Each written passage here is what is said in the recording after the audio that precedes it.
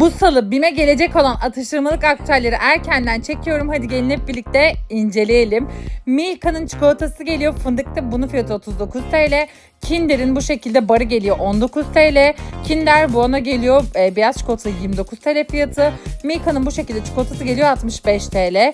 Eti ABC geliyor 25 TL fiyatı. KitKat beyaz çikolata geliyor. Bunun fiyatı 25 TL. Fındık ezmeli kremalı eti burçak geliyor 39 TL fiyatı. Mini kek geliyor muzlu 10 tane var içinde 35 TL. Eti Wanted geliyor 59 TL. Nutella geliyor 1000 gramı. Bunun fiyatı ise 329 TL'ye. Fıstık ezmesi geliyor fiyatı 99 TL'ye. Bu şekilde kakaolu fındık kreması geliyor. Bunun fiyatı 239 TL. Bu şekilde noodle geliyor. Tavuklu ve körili 24 TL fiyatı. Bu ve bu tarz videolar için bizi takip etmeyi ve videomuzu da beğenmeyi unutmayın.